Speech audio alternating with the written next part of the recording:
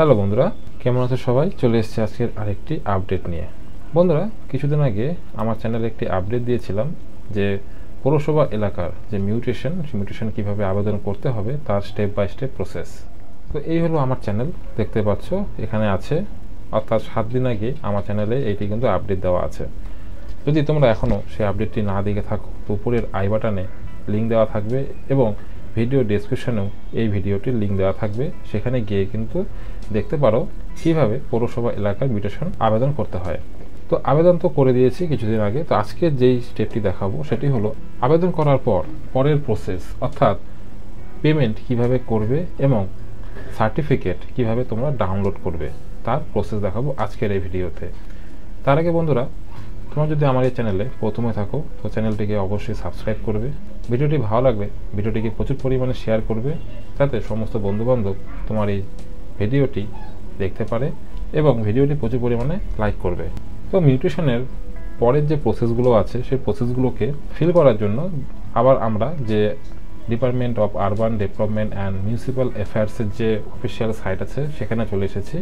এখান থেকে প্রথমে সেটি লগ ইন করে নিতে হবে। লগ ইন করার জন্য same process, user name password লিখে এখান থেকে করতে হবে লগ ইন।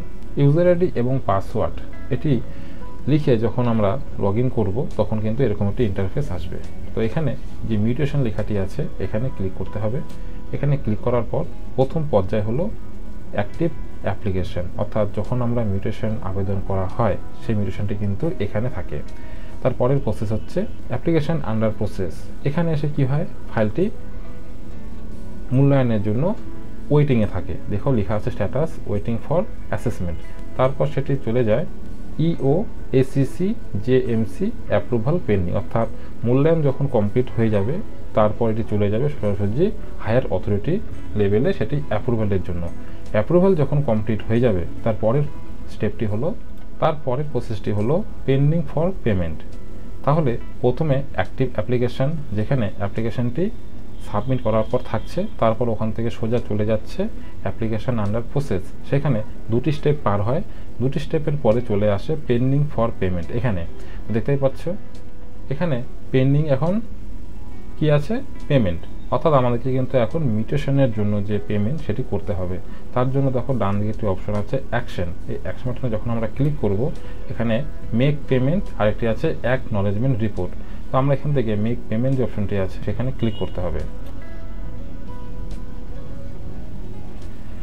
এখানে ক্লিক করার পর তোমাদের সামনে অ্যাসেসমেন্ট চার্জেস ক্যালকুলেশন খুলে যাবে, অর্থাৎ মিউটেশনের জন্য কত টাকা লাগছে সেই অ্যামাউন্টটি কিন্তু এখানে শো করবে। দেখতে পাচ্ছ এখানে 4,655 টাকা আছে।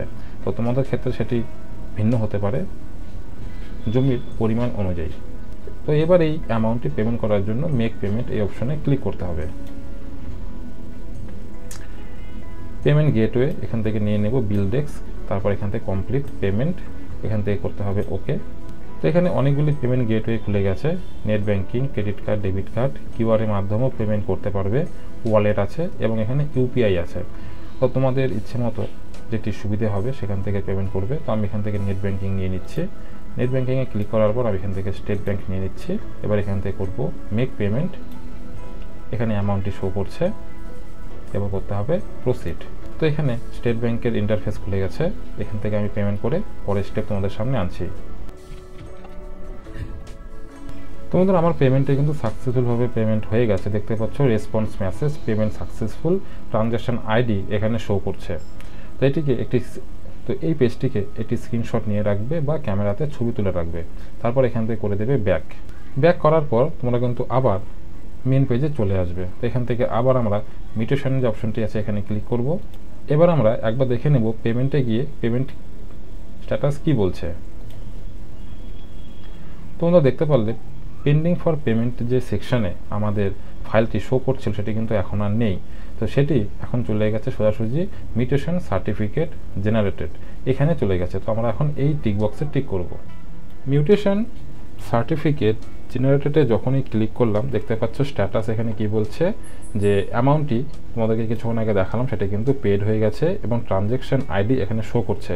আর পেমেন্ট ডেট হচ্ছে আজকের ডেট, অর্থাৎ 24/4/2024 যে পেমেন্টটি করলাম সেটা কিন্তু এখানে শো করছে।